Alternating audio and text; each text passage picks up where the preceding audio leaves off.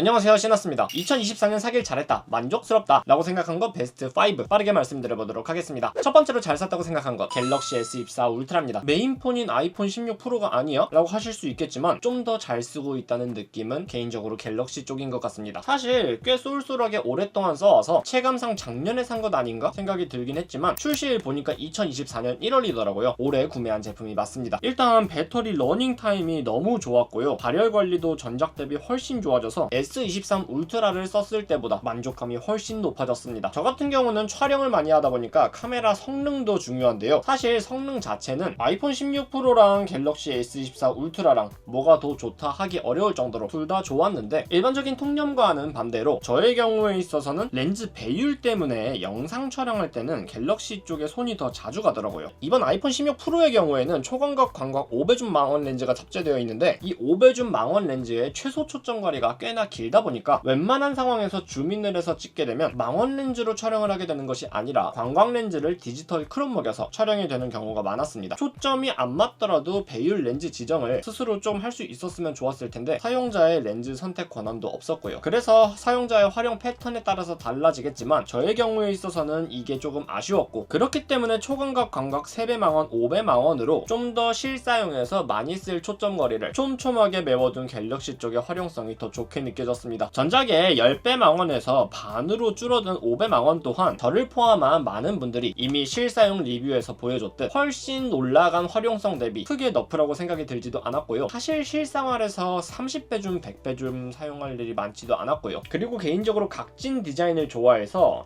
디자인적으로 S24 울트라가 좀 더 둥글둥글했던 S23 울트라보다 마음에 드는 것 같아요. 앞으로 출시될 S25 울트라는 모서리 공유를 좀 더 가다듬는 것으로 예상이 되는데 그것도 또 예뻐 보이더라고요. 출시되면 얼른 구매해봐야 되겠습니다. 2024년에 두 번째로 잘 산 것, 올해 하반기에 중고로 구매한 추이 미니 노트북 X입니다. 이게 이렇게 봐서는 크기 가늠이 잘 안 되겠지만 노트북인데 A4 용지보다 크기가 작아요. 사실 미니북 X 같은 경우에는 성능이 좋지는 않습니다. 어떤 분이 댓글 달아주셨던 것과 같이 딱 저전력 CPU인 M100 성능 그대로예요. 리뷰 영상에서는 제가 롤도 가능하다 말씀은 드렸는데 솔직히 말해서 이 제품이 게이밍을 위한 제품도 아니고요. 게임은 저 뒤에 제로해야. 하지만 압도적으로 작은 이 폼팩터, 어디든 부담없이 들고 다닐 수 있는 윈도우 머신이 필요했던 제 입장에서는 만족도가 너무나도 높은 제품이었습니다. 이거보다 아이패드를 구매하는 게 더 좋지 않냐고요? 그거는 아이패드잖아요. 윈도우가 아니잖아요. 애초에 활용 목적이 다른데 비교가 될 수가 없습니다. 그래서 이렇게 작디 작은 초미니 노트북 미니북 X 2024년에 잘 샀다 싶은 것 두 번째였습니다. 세 번째로는 아이패드 프로 13인치입니다. 방금 앞에서 제가 미니북을 말씀드렸지만 콘텐츠를 소비하는 것보다 제작을 더 많이 하는 제 입장에서는 아이패드도 반드시 필요한 기기였습니다. 그리고 이번 아이패드 구매의 가장 큰 화두는 지난 6년 동안 사용했던 11인치 아이패드 프로에서 꽤나 사이즈가 큰 13인치로 바꿨을 때 만족도가 그만큼 높을 것인가 라는 거였는데 결과적으로 보면 괜찮은 선택이었던 것 같아요. 일단 화면이 크니까 작업할 때 쾌적감이 11인치 썼을 때와는 비교도 안 되게 좋습니다. 저 같은 경우는 아이패드 프로를 릴스나 틱톡 영상 편집에 많이 쓰지만 일러스트레이터 분들이 작업할 때 특히 체감이 많이 될 것 같아요. 프로 라인업을 구매한 것도 너무 잘했다 싶습니다. 아이패드 같은 경우 저에게 있어서는 단순히 사고 싶어서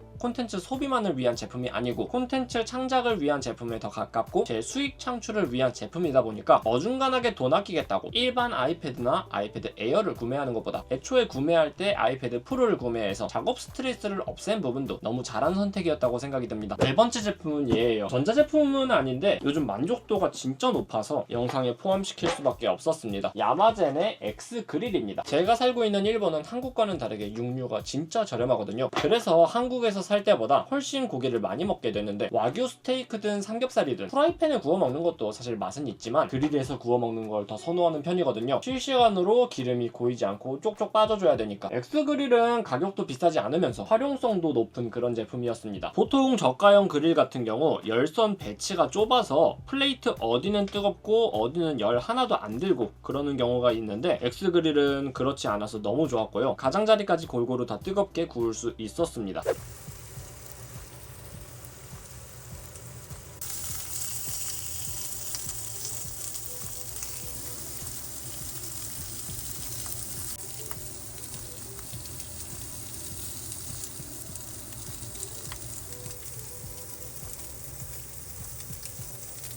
와이프 걷는 거 싫어하는 폰들이는 매일매일 차 타고 출근하는 상상을 합니다. 그리고 다이아몬드 코팅을 해서 고기가 눌러붙지 않아서 좋았고, 이게 뭘 해뒀는진 모르겠지만 구울 때 연기 발생도 엄청 적어서 이것 또한 만족스러웠습니다. 플레이트, 기름판, 코드 모두 분리식이라서 설거지 같은 관리도 편했고요. 이렇게 고기 다 먹은 다음에 기름통만 따로 빼서 버릴 수 있으니까 너무 편리했습니다. 롤드컵 메타의 그 하나선의 강한가에 대해서는 솔직히 말하면 좀 제가 요즘 호텔 브이로그 영상에서 체중계 올라갈 때마다 살이 계속 찌고 있잖아요. 아마 얘 때문이 아닌가 싶기도 해요.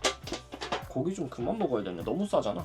마지막으로 2024년에 잘 산 것 5번째, 이거는 아예 제품도 아니긴 한데 제가 원래 타던 테슬라 모델 3를 팔고 산 테슬라 주식입니다. 최근에 테슬라 주식들이 엄청 핫했잖아요. 그런데 저는 오히려 요즘에는 테슬라를 매수하지 않았었습니다. 오히려 머스크가 조롱을 받을 때, 한국 언론들에서는 전기차에 대한 공포감을 유발할 때, 테슬라 위기설, 테슬라 망한다 라는 조롱성 기사들을 쏟아낼 때, 그때 더 많이 매수했던 것 같아요. 오히려 지금은 너무 많이 올라서 손이 덜 가는 느낌? 어쨌든 제가 테슬라 주식을 매수하기 시작했던 것이 2021년쯤이었으니까 한번 피크를 찍고 수년간 정고점을 못 찍고 헤매기도 했지만 결국 가격 낮을 때 계속 구매했고, 그게 지금 와서 크게 빛을 내주는 것 같아요. 처음 테슬라 주식을 매수하고자 마음먹었을 때 제가 매료되었었던 자동차 회사를 넘어서 AI 회사로서의 기업 가치는 테슬라의 로드맵이 미뤄진 적은 있어도 훼손된 적은 없다고 생각을 했고, 그래서 마이너스 20% 30% 찍었을 때도 손절을 칠 이유도 없었다고 생각이 들었기 때문에 끝까지 보유했고 계속해서 매수를 해왔던 것인데요. 오히려 그 사이에 테슬라 모델 3를 구매해서 직접 타보고 나서부터 테슬라 주식에 대한 믿음을 더 크게 가질 수 있기도 했었고요. 테슬라 직접 타보니까 정말 좋더라고요. 이 가격대에서 이런 소비자 경험을 느낄 수 있는 건 테슬라가 유일하지 않을까 싶습니다. 제가 애플 주식을 사기 전에 그 중학생 시절에 아이팟 터치 2세대 구매해서 처음 느꼈던 감동으로 애플 주식을 지금까지 10년 정도 투자해올 수 있었던 것처럼, 그것과 비슷하게 테슬라 모델 3를 타면서 느꼈던 감동으로 지금까지 그리고 앞으로도 꾸준하게 테슬라를 투자해 나갈 수 있을 것 같습니다. 어차피 내 집 마련하기 전에 이거 지금 뭐 수익률 몇백 % 나왔다고 바로 팔아서 엿바꿔 먹을 것도 아니니까요. 저는 뭐 주식 실력도 없고 그저 할 수 있는 거라곤 근로소득이든 사업소득이든 부업이든 열심히 일해서 소득을 만들고 그걸로 꾸준히 차트 분석이니 뭐니 할 것 없이 적립식 매수해 나가는 것밖에 없으니까요. 그래도 얼추 뭐 이렇게는 나오던데요. 뭐. 사실 이거 촬영하는 시점에서 어젯밤 파월의 금리 인하 시기 조절 발언으로 미국 시장이 폭락을 했거든요. 테슬라도 8% 정도 빠졌고요. 테슬라에 대해 찬양 일색이던 반응들도 언제 그랬냐는 듯이 하루 사이에 망한다 뭐다 이런 반응들만 나오는데 뉴스도 또다시 시작했죠. 근데 아마 올해 투자한 사람들은